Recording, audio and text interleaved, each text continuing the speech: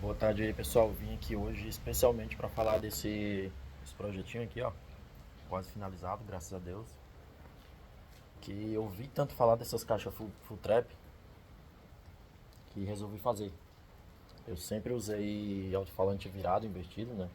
Até porque eu sou lá do lado do Nordeste, moro aqui no Sul já faz um tempo. E o pessoal sempre falando que essas com falante virado para frente dá mais. Vamos ver agora. E como o espaço da minha caminhonete é um pouco limitado, eu resolvi fazer dessa maneira. Vamos ver se me agrada. Com ajuda aí, graças ao meu amigo Canela Sound, que está se divulgando agora também, né? Vou deixar o Instagram dele aqui para vocês.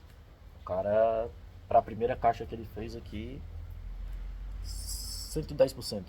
Um brilho aí que não tenho o que falar, né? Para a primeira caixa. Agradecer também meu amigo Bruno da Infinity Sound, Rodrigo Flores e Renan Lopes. Os caras que a gente nunca fez curso com eles, mas graças aos vídeos dele a gente vem aprendendo cada vez mais e mais.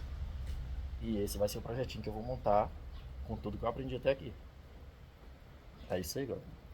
Mais além, vem mais vídeos aí. Vamos ver como é que vai ficar isso aqui.